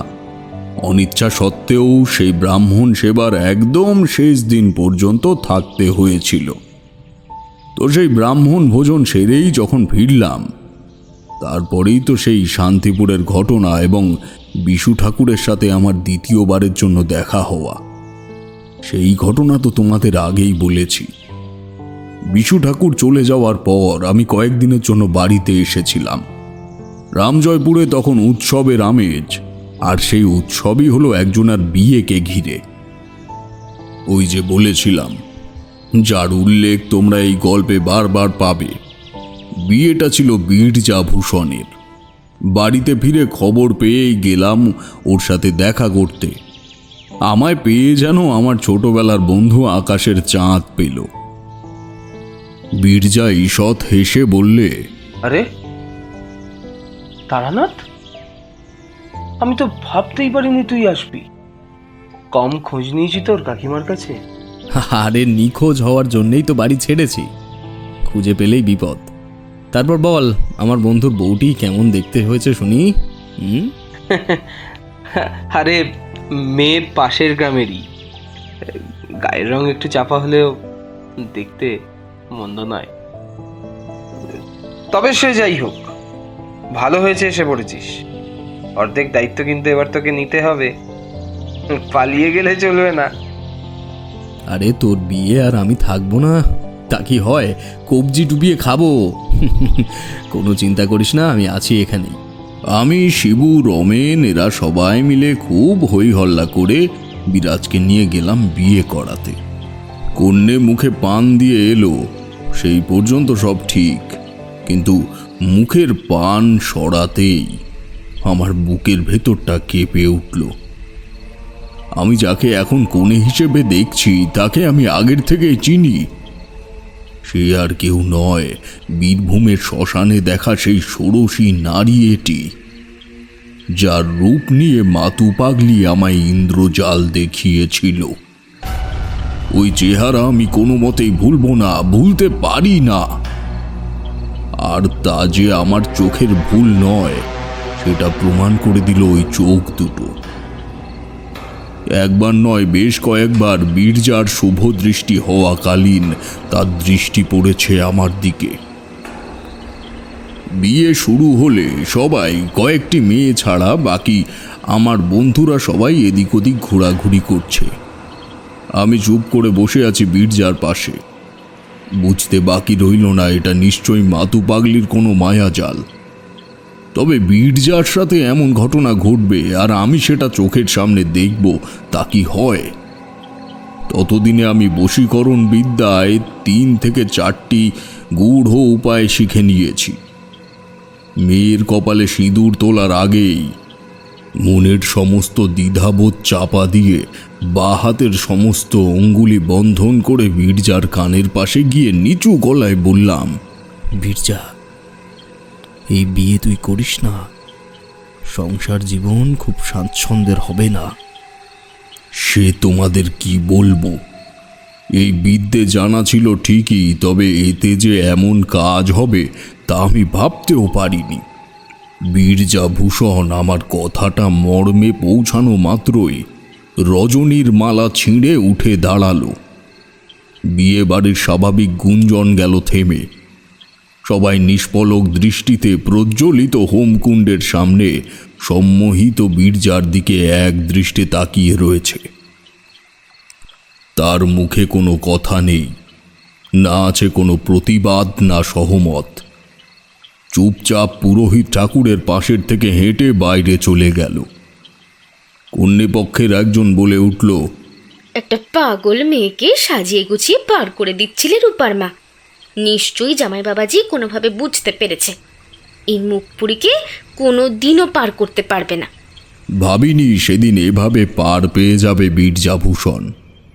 ব্যাপারটা এমনভাবে মিলে গেল যে আমরাও সসম্মানে সেদিন ও বাড়ির থেকে ফিরে এলাম। পরে খবর পেলাম এক পাগলি মেয়ের সাথে বীরজার বিয়ে দিয়ে দিচ্ছিল ওই পাড়ার লোক। পরদিন সবটা বুঝিয়ে বললাম ওকে। সমস্তটা শুনে সে বলল, ভাই, তুই আমায় বাঁচালি। আমার জীবনটাই তো একদম নষ্ট হয়ে যেত তারানাথ। অসংখ্য ধন্যবাদ ভাই। আমি ওর পিঠে হাত দিয়ে বললাম, তোকে বিপদের থেকে বাঁচালাম ঠিকই, কিন্তু আমার মাথার উপরে কি নাচছে কে জানে। মানে? হ্যাঁ, না কিছু নয়, তোকে বোঝানো যাবে না, বুঝলি। তারপর আরও একদিন কেটে গেল। আমি মনে মনে প্রস্তুত ছিলাম কোনো একটি অপ্রাকৃতিক ঘটনার সম্মুখীন হওয়ার জন্য। সেদিন রাতে ঘুমিয়ে পড়েছিলাম একটু আগেই।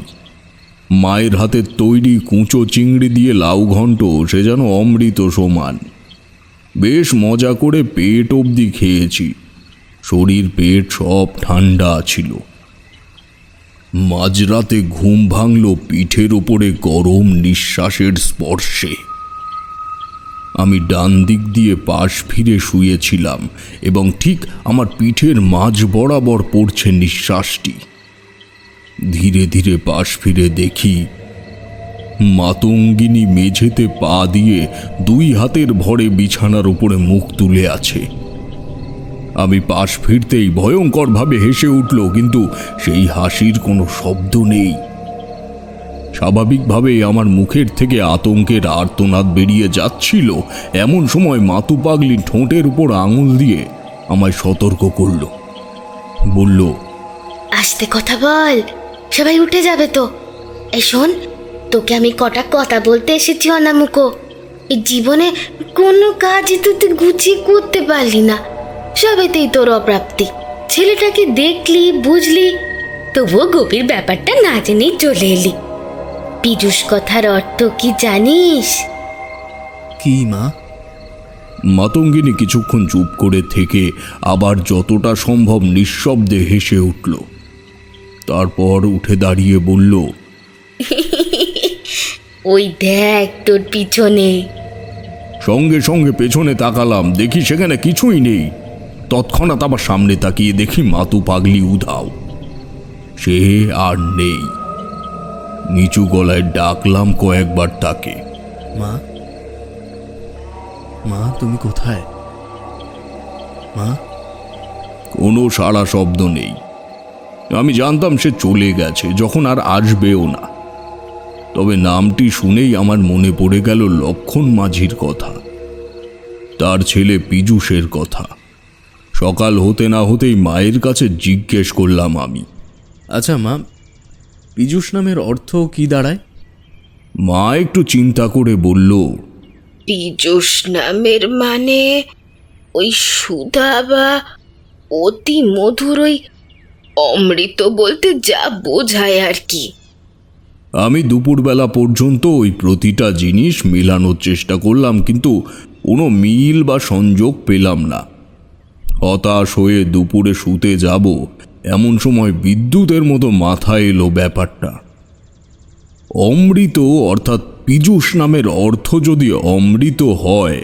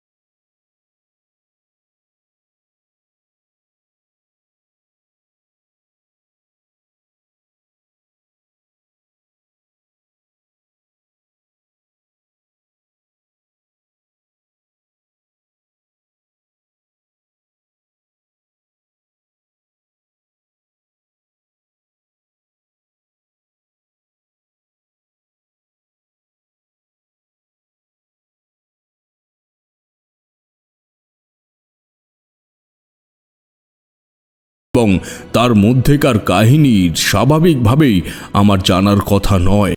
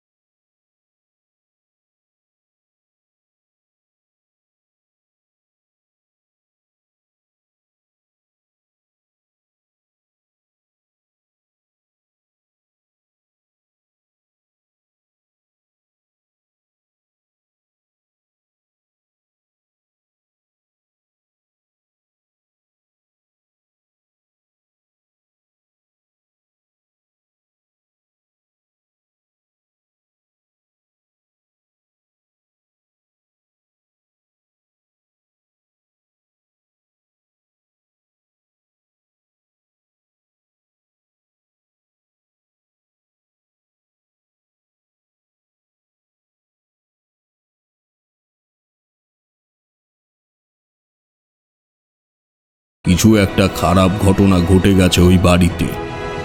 চালের উপরে লাউ গাছ শুকিয়ে পুরো হলুদ হয়ে আছে। আমি ডাকলাম, বিশ্বাস মশাই বাড়িতে আছেন? ডাক শুনে লক্ষণ স্ত্রী মাথায় আধ ঘোমটা দিয়ে বেরিয়ে এলো। আমি এগিয়ে গিয়ে জিজ্ঞেস করলাম, কি হয়েছে গিন্নিমা? স্পষ্ট লক্ষ্য করলাম তার জড়ো করা হাতের উপরে ঘোমটার তলার থেকে ফোঁটা ফোঁটা জল পড়ল। কাপা গলায় বলল, ঠাকুর মশাই, পীযূষকে খুঁজে পাওয়া যাচ্ছে না। আজ 15 দিন হলো ওর বাবা পাগলের মতো ওকে খুঁজে বেড়াচ্ছে, কিন্তু পাওয়া যাচ্ছে না কোথাও। আপনার কথা মতো তো পুজো দিয়ে এসেছিলাম ঠাকুর মশাই কালী মন্দিরে। তারপর কদিন তো মোটামুটি ভালোই ছিল, কিন্তু তারপর থেকে আবার আমি তখন বিস্তর অনুশোচনায় ভুগছি। আমি কতটা এই কর্মে এখনো অপারক, কতটা অযোগ্য এই তন্ত্রতত্ত্বে দীক্ষিত হওয়ার, যে তার হাত দেখেও বুঝতে পারলাম না যে সে জাতিস্বর। কি করব, কোথায় যাব, এসব ভাবছি। এমন সময় লক্ষণ স্ত্রী বলল, হ্যাঁ, ওই ঠাকুরমশাই দিন 20 আগে এক সাধু এসেছিলেন বাড়িতে। আমি তখন গেছিলাম নদীতে জল আনতে, আর ওর বাবা বেরিয়েছিল নৌকা নিয়ে। দুপুরে যখন সবাই মিলে খেতে বসেছি, তখন পীযূষ বলল যে একজন ভিখিরি এসেছিল, ওর সাথে নাকি অনেকক্ষণ বসে কথাও বলেছে। আমার ছেলেরও নাকি তাকে খুব পছন্দ হয়েছে। বিস্মিত হয়ে জিজ্ঞেস করলাম, তার নাম কি বা কেমন দেখতে কিছু বলেছে? কেমন দেখতে তা বলেনি, তবে নাম বোধহয় কালী কিঙ্কর। হ্যাঁ, কালী কিঙ্কর এটাই বলেছিল পীযূষ। নাম শুনে আমার মাথায় আকাশ ভেঙে পড়ল। তাহলে সেই কালী কিঙ্কর সাধু কোনো সাধারণ মানুষ নয়। সে জানতো অমৃত আবার জন্মাবে, এবং কোথায় জন্মাবে তাও তার আয়ত্তাধীন। সে এখনো তবে সাক্ষ্য দেহে বিচরণ করছে সর্বত্র। এখন আমি নিশ্চিত যে পূর্বজন্মে অমৃত তার কাজ সম্পূর্ণ করে যেতে পারেনি, কিন্তু তখন আমার কাজ একটাই, এবং সেটা হলো আমার সাথে নিয়ে আসা ধাঁধার উত্তর বের করা। মাথায় কোনো কথা, কোথাও এই দৃঢ় চিন্তা প্রশ্রয় পেয়ে গেছে যে এই ধাঁধার ফাঁদ থেকে উদ্ধার হতে পারলেই পীযূষকে খুঁজে পাওয়া যাবে। আমি লক্ষণ স্ত্রীকে বললাম, গিন্নিমা, ওকে কোথায় খুঁজে পাওয়া যাবে বোধহয় আমি বুঝতে পেরেছি। আপনি শুধু আপনার স্বামী ফিরলে বলবেন আমি তাকে খুঁজতে যাচ্ছি, সে যেন আর বাড়ির থেকে না বেরোয়। আমি চাই না আর নতুন করে কোনো বিপদ হোক। লক্ষণ স্ত্রী গুমরে উঠে মাথা নাড়ল। আমি ও বাড়ির থেকে বেরিয়ে এসে প্রথমে একটা গাছতলায় বসে ঠাকুরদাদার লেখা কাগজটি পড়লাম। আগে কোনোদিনও এত ভালো করে ছন্দটা পড়িনি। প্রথম 2 লাইন স্পষ্ট জায়গা ভিত্তিক নির্দেশ আছে, যেমন বীরভূমের ওই তরঙ্গিনী শাল সেগুনের এক বনানী, অর্থাৎ স্পষ্ট এখানে বলা হচ্ছে বীরভূমের কথা। এখন তরঙ্গিনী অর্থাৎ নদী, এবং ঠিক তার সাথে মিলে গেল এই শাল সেগুনের বনের কথা। তোমাদের হয়তো মনে আছে বীরভূমের শ্মশানে মাতু পাগলির সাথে যেখানে দেখা হয়েছিল সেখানেও এই শালবনের উল্লেখ আমি করেছিলাম। আমি একটু অপেক্ষা করলাম না, সোজা হাঁটা লাগালাম গন্তব্যের উদ্দেশ্যে। এই 2 অঞ্চলের দূরত্ব পায়ে হেঁটে আমি এর আগেও বহুবার অতিক্রম করেছি, কিন্তু সেবার পৌঁছতে যে সময় লাগবে তা আমি জানতাম, কারণ ঠিক করে নিয়েছিলাম রাস্তায় কোনো গাড়ি ঘোড়ায় চড়ব না। যদি যেতেই হয় পীযূষকেও পায়ে হেঁটে যেতে হবে, তাই আমি খুঁজতে খুঁজতে যাব। অন্য সময় এই রাস্তা অতিক্রম করেছি প্রায় 1.5 দিনে, কিন্তু সেবার আমার সময় লাগলো পুরোপুরি 3 দিন। রাস্তায় কোনো জায়গায় বিশ্রাম নেইনি, কিন্তু সন্দেহজনক প্রতিটা জঙ্গলে ঢুকে আমি খোঁজাখুঁজি করেছি। সেই কারণেই এই দেরি। নদীর তীরে পৌঁছতে রাত হয়ে গেল। শুক্লা পক্ষের জ্যোৎস্না আমায় সেই রাতে সাহায্য করলো ভীষণভাবে। চারিদিকে নদী তটে চকচকে বালি দেখলে মনে হয় এখানে যেন কোনো উচ্চবৃত মানুষের আগমনের পূর্বের অপরূপ আলোক ব্যবস্থা করা হয়েছে। নদীর জল হালকা উত্তরে হাওয়ায় বয়ে চলেছে সারিবদ্ধভাবে। আমি পুঁটলি থেকে কাগজটা বের করে ওই ধাঁধাটি আবার চোখের সামনে মেলালাম। 3য় ও 4র্থ লাইন হলো, কানন মাঝে মূর্তি আছে, প্রণাম নিহ তাহার কাছে। অর্থাৎ কানন কথার অর্থ জঙ্গল বা বন, এবং সেই বনের মাঝে কোনো মূর্তি আছে যার সামনে গিয়ে প্রণাম অর্পণ করতে বলা হচ্ছে। এই অঞ্চলে আমি এর আগেও ঢুকেছি, কিন্তু তার মধ্যদেশ নির্বাচন করা যথেষ্ট শক্ত কাজ।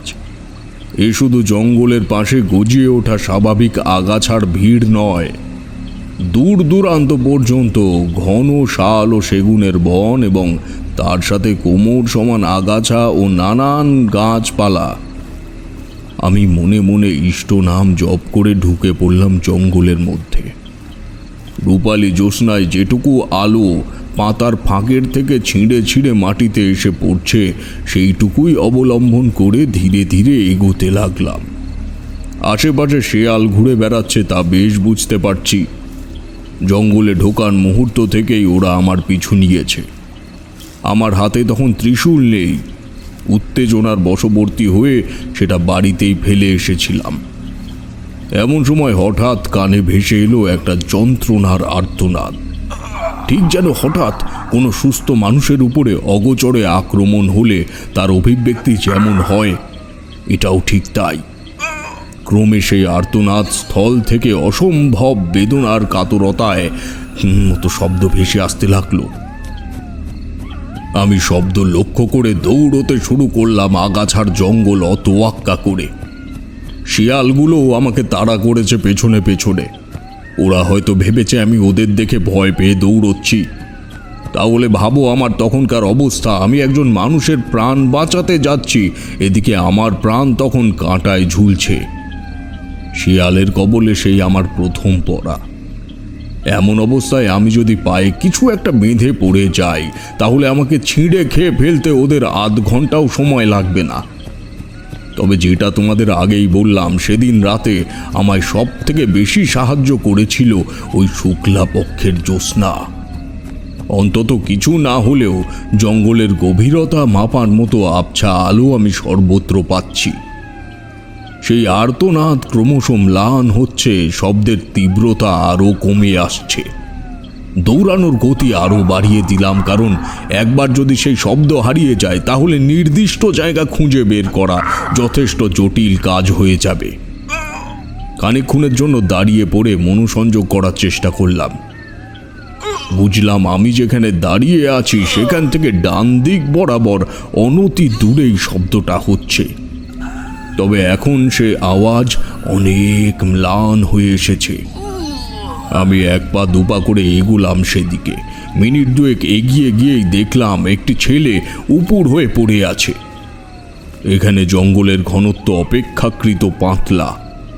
চাঁদের আলোয় ছেলেটির পরনের লাল জামাটিও স্পষ্ট চিনে নিলাম আমি। এই জামা আমি পীযূষের পরনে দেখেছি এর আগের বার এসে। আমি হাঁটু মুড়ে তার পাশে বসলাম। সে তখনও কুঁকিয়ে চলেছে। নিচু গলায় বললাম, পীযূষ, পীযূষ, তুমি এখানে এলে কি করে? তোমার কি হয়েছে পীযূষ? ও কোনো কথা বলল না, বরং কোকানির শব্দটা গেল সম্পূর্ণ থেমে। কৌতূহলবশত ওর আপাদ মস্তক পরীক্ষা করতে গিয়ে দেখলাম ডান পায়ের পাতার থেকে রক্ত বেরিয়ে চলেছে গল গল করে। আরও একটু মাথা ঝুঁকিয়ে সেই ক্ষত স্থান পরীক্ষা করতেই বুঝলাম পীযূষকে সাপে কামড়েছে। আমি দিগ্ভ্রান্তর মতো আশপাশটা একবার দেখে নিয়ে পীযূষকে সোজা করলাম। নাড়ি ক্রমশ ক্ষীণ হয়ে আসছে তার। তৎক্ষণাৎ মাথায় এলো, এই জন্মেও যদি সে এই ধাঁধার রহস্য উদ্ঘাটন না করে পরপারে পাড়ি দেয়, তবে আবারও এই ঘটনার প্রত্যাবর্তন হবে এবং আমি নিজে সব বিষয়টা জানা সত্ত্বেও ঘটনাটি ঘটাতে দিতে পারি না। আর মাতু পাগলিও বা আমায় দেখা দিয়েছিল কেন? নিশ্চয়ই আমায় এই কর্মে তার পরোক্ষ নির্দেশ আছে। আমি কাল বিলম্ব না করে পীযূষকে দুই হাতে পাঁজা করে তুলে নিয়ে এগোতে থাকলাম সেদিক বরাবর। মনে মনে এই বিশ্বাস ছিল যে অমৃত যদি এই পথে তার পূর্বজন্মে এসে থাকে, তবে পীযূষ যেদিকে অগ্রসর হচ্ছিল সেই পথেই পাওয়া যাবে ওই উল্লিখিত মন্দির বা মূর্তি। হাঁটছি আর হাঁটছি, ক্লান্ত পরিশ্রান্ত পা আর বহন করতে পারছে না দুজনের শরীরের ওজন। মনে হলো শেয়ালগুলো আমায় খাওয়ার জন্য ঘুরছে না, কোনো এক ঐশ্বরিক দূত রূপে বোধহয় আমায় পাহারা দিচ্ছে। না হলে ওরা এখনো আমায় এসে ধরছে না কেন? এমন সময় পায়ের তলায় কি একটা যেন ঢুকলো। উফ! আমি পীযূষের নিথর দেহ নিয়ে মুখ থুবড়ে পড়লাম সামনে। উফ! দেখি অসহ্য যন্ত্রণা, মাথার শিরাগুলো পর্যন্ত ফেটে যাওয়ার জোগাড়। লক্ষ্য করলাম যাতে আমার পা কেটেছে তা একটি হাড়ের টুকরো। না, তোমরা ভুল ভাবছো, কোনো মৃত জন্তু জানোয়ারের হাড় নয়। যন্ত্রণায় ঝাপসা হয়ে যাওয়া চোখ একটু পরিষ্কার হয়ে আসতেই দেখলাম সেখানে পড়ে আছে একটা আস্ত নরকঙ্কাল। মনের অগোচরেই ঠোঁটের আগায় নামটি বেজে উঠল, অমৃত। অবাক হয়ে কিছুক্ষণ সেদিকে চেয়ে থেকে আবার উঠে দাঁড়াতে গেলাম, কিন্তু না, আর দাঁড়ানোর ক্ষমতা নেই আমার। শুধু পায়ের যন্ত্রণা নয়, শরীর যেন পুরো ছেড়ে দিয়েছে আমার। তবুও করতেই হবে আমায় এর অবশিষ্ট কাজটুকু। ধুতির থেকে একটু কাপড় ছিঁড়ে নিয়ে পায়ে শক্ত করে বাঁধলাম। সেই রাতের কথা আমি মৃত্যুর আগের দিন পর্যন্ত ভুলবো না।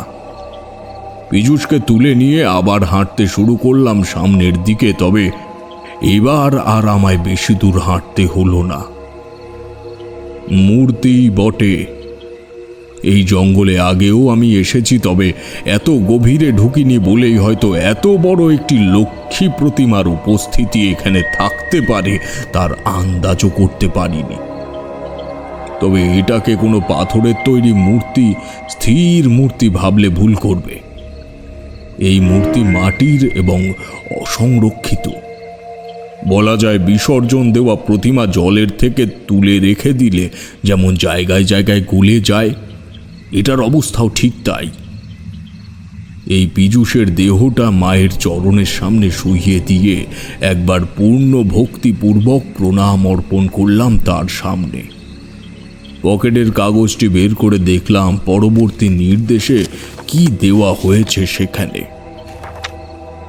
অন্ধ নদী পেছল পথ, ফিরবে যেদিন রাজার রথ, রাত্রি সদা কাটবে সেদিন, চাঁদের সাথে আসবে যেদিন। অন্ধ নদী অর্থাৎ অনুমান করলাম এখানে কোনো মরা নদীকেই বোঝানো হয়েছে। আমি ছুটে মূর্তি পেরিয়ে বেশ খানিকটা জঙ্গলের সামনে এগিয়ে গেলাম। পেয়ে গেলাম ওই ধাঁধায় উল্লেখিত নদীটি। যেই নদীর পাড় ধরে আমি জঙ্গলে প্রবেশ করলাম, সেখান থেকেই এই জঙ্গলের মধ্যে দিয়ে একটি শাখা নদী প্রবেশ করে মিলিয়ে গেছে দূরে অন্ধকারের প্রান্তে, এবং এই স্থির নদীটির বিপরীত দিকেও একই রকম জঙ্গলের বাড়বাড়ন্ত। আমার বুঝতে বাকি রইল না এটাই তবে এই বিরাট বনানীর মধ্যস্থল। কিন্তু এরপরেই আটকে গেলাম ধাঁধার পরবর্তী লাইনটাতে। ফিরবে যেদিন রাজার রথ বলতে এখানে কি বোঝানো হয়েছে তা কোনো মতেই বুঝে উঠতে পারছি না। আমি আবার দৌড়ে ফিরে এলাম মূর্তির সামনে রাখা পীযূষের নিথর দেহের সামনে। ওর কপাল দেখেই বুঝতে পারছি এই সময় কালে তার মৃত্যুযোগ তুঙ্গে। আমি হাত জোর করে ঈশ্বর আরাধনা করছি, কারণ তখন একমাত্র তিনি ছাড়া আমার সামনে আর অন্য কোনো উপায় নেই। ঝকঝকে চাঁদের আলোয় দেখতে পাচ্ছি ছেলেটির দেহ ক্রমশ নীলচে হয়ে উঠছে। তার মানে বিষ ধীরে ধীরে তার সমস্ত শরীরে ছড়িয়ে পড়তে শুরু করেছে। ঠিক তখনই আমার পেছন থেকে একটা বিক্ষিপ্ত উলুধ্বনি কানে আসতেই চমকে উঠলাম। পেছনে ঘুরতেই দেখি একজন বৃদ্ধা মহিলা, বয়স আন্দাজ কত হবে বলা সম্ভব নয়, কারণ দেখে মনে হয় তার গণ্ডি 100 পেরিয়েছে। দুটি লাঠির মাধ্যমে কোনো মতে হেঁটে হেঁটে আমার দিকে এগিয়ে আসছে, আর মুখে বেজে চলেছে উলুধ্বনি। বিস্ময়ে বুক বেঁধে প্রশ্ন করলাম, তুমি কে? প্রশ্ন শোনা মাত্রই তার মুখে একটা তৃপ্তির হাসি ফুটে উঠল। কাপা কাপা গলায় বলল, চাঁদ, তুই এত বড় হয়ে গেছিস। সেই কতটুকু দেখেছিলাম তোকে, মনে পড়ে? কৈখালির মাঠের এক প্রান্তে চুপ করে বসে থাকতি। এই কথা বলে বুড়ি আমার বিস্ময়ের পরিমাপ আরো কয়েক গুণ বাড়িয়ে দিল। অবাক হয়ে বললাম, হ্যাঁ সে থাকতাম, কিন্তু তুমি এই কথা কি করে জানলে? আরে আমি তো সেই বড়ির বটতলার বুড়ি রে। আমায় চিনতে পারলি না? অবশ্যই চিনবি বা কি করে? আমি তো কখনোই কোনো মানুষের ক্ষতি করিনি।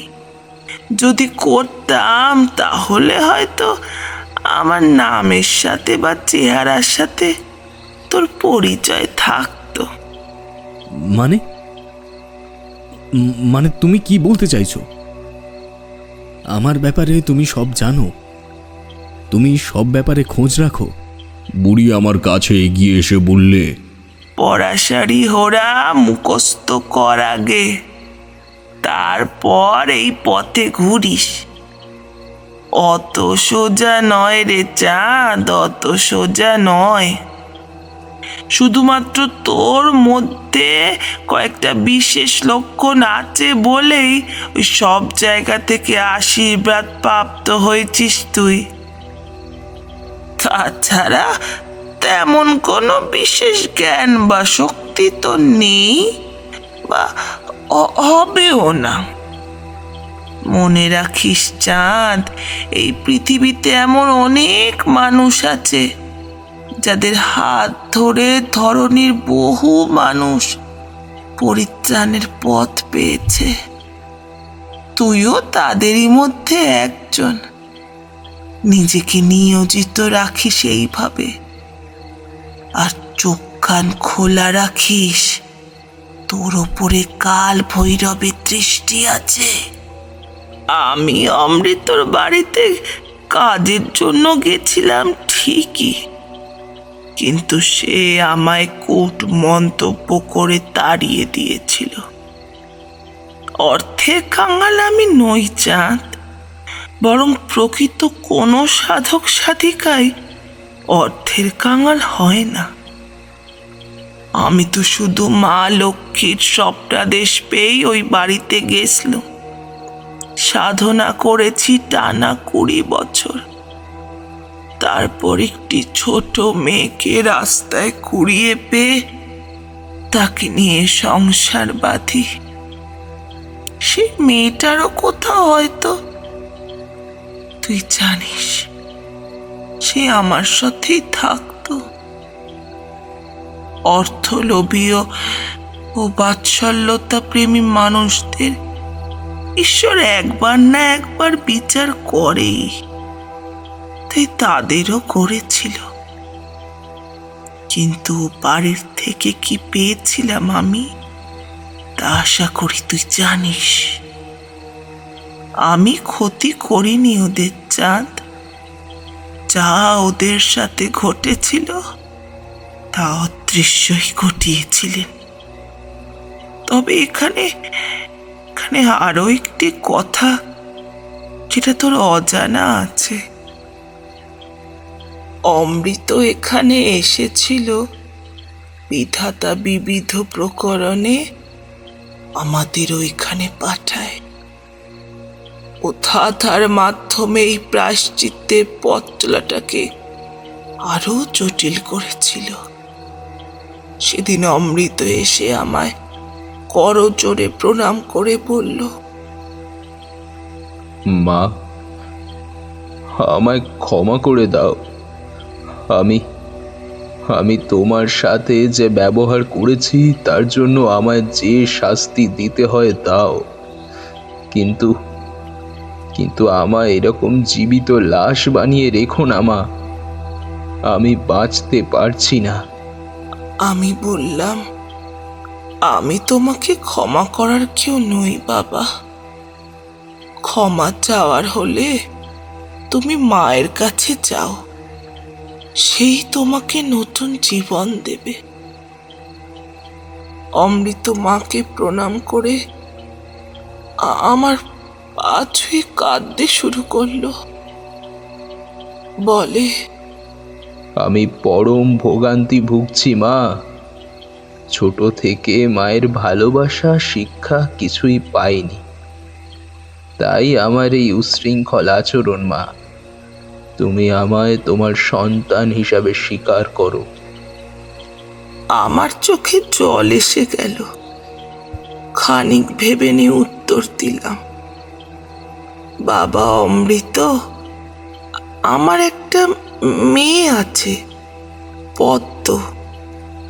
ওকে যদি তুমি বিবাহ করে আমায় মুক্ত করো তাহলে আমি ধন্য হব। অমৃত ব্যাকুল হয়ে বলল, মা, তোমার আদেশ শিরোধার্য। আমি আজই পদ্মকে বিবাহ করে আমার সঙ্গে নিয়ে যাব। এই কথা শুনে আমার বুক আনন্দে ভরে গেল। দাদার উত্তরটা আমি আগে থেকেই বের করে ফেলেছিলাম, তাই জানতাম এই রাজার রথ বলতে এখানে স্যান্দনকে বোঝানো হয়েছে। ওই দেখ, মা লক্ষ্মীর পায়ের কাছে দুটো ঘোড়ার মূর্তি আছে। সেদিকে তাকিয়ে দেখলাম, হ্যাঁ সত্যি আছে দুটি ঘোড়ার মূর্তি, তবে তার ছোট ছোট চাকার কাঠামোগুলো ভেঙে গেছে পুরোপুরি। ওই স্যান্দন কথার অর্থই হলো রথ। ওই ঘোড়ার অবস্থান বরাবর মায়ের মূর্তি সরালে মাটির তলায় ওখানে পোতা ছিল এক ঘট মূল্যবান সম্পদ। তো সেই কথা আমি অমৃতকে বলতেই ওর মূর্তি সম্পূর্ণ বিরূপ হয়ে গেল। ভেবেছিলাম পদ্মকে নিয়ে ও সুখে শান্তিতে সংসার করবে। যেহেতু নিজের ভুল বুঝতে পারলো, হলো তার উল্টো। পদ্মকে সে এক ধাক্কা দিয়ে ফেলে দিয়ে বলল, হাট বুড়ি, মেয়ের বিয়ে দেবে আমার সাথে, কত শখ। জীবনে কোনোদিনও মাথা ঝোঁকায়নি কাউর সামনে, তো এখন কেন ঝোঁকাবো? সে মূর্তির কাঠামোর থেকে একটি বাঁশের টুকরো ভেঙে মাটি খুঁড়তে শুরু করলো। আমি বাধা দিতে গেলেও আমায় ধাক্কা মেরে সরিয়ে দেয়। পদ্ম সেই মুহূর্তে উঠে দাঁড়িয়ে তার মাথার পেছন থেকে একটি কাঠের দণ্ড নিয়ে সজোরে আঘাত করে। কিছুক্ষণ ছটফট করার পর অমৃত মারা যায়। আমার মেয়েটিও এই খুন করার পর বেশি দিন বাঁচেনি। চাঁদ ধীরে ধীরে শুকিয়ে যেতে থাকে। খাওয়া দাওয়াও প্রায় বন্ধ করে দেয় সে। বুঝতে পারি এই অঞ্চল থেকে বেরিয়ে যদি কোনো ডাক্তার ভর্তিও করি, সে ঠিক হবে না। কন্যার কপালে বিবাহ নেই এবং অকাল মৃত্যুর চোখ আমি আগের থেকেই দেখেছিলাম। একদিন সেও আমায় ছেড়ে চলে গেল। পীযূষকে ফিরিয়ে এনেছে শুধুমাত্র পাপের প্রায়শ্চিত্ত করতে। আজ তার বাবারও দিন দরিদ্র অবস্থা। তবে চিন্তার কারণ নেই চাঁদ। জানি না কিভাবে দাদার সাথে তোর যোগ স্থাপন করে রেখেছিলেন ঈশ্বর। ছন্দটির শেষ কথাগুলিতে সে কথাই বর্ণনা রয়েছে। আমি মনে মনে একবার শেষ লাইন দুটো আওড়ালাম। রাত্রি সদা কাটবে সেদিন, চাঁদের সাথে আসবে যেদিন। ঠিকই ধরেছিস, চাঁদের সাথেই এসেছে আজ পীযূষ। চাঁদ কথার অর্থ তারানাথ। আমি অবাক হয়ে বুড়ির দিকে তাকিয়ে থাকলাম। মনের ভেতরে উত্তেজনার জোয়ার উঠেছে আমার। সে কি ভয়ঙ্কর তোলপাড়! কোথার থেকে এই বিষয়ের সাথে আমার সংযোগ স্থাপন হলো আমি বুঝতে পারলাম না। চকিতে পেছনে ঘুরেই দেখলাম পীযূষের পায়ের থেকে বিষ তুলে দিচ্ছে একটা 5 ফুট লম্বা পদ্ম গোখরো। নিজের অজান্তেই করবন্ধনী ললাট স্পর্শ করেছে আমার। চোখের কোণে জল এলো কিনা জানি না, তবে লক্ষ্মী বুড়িকে একটা কথা জিজ্ঞেস করতে গিয়ে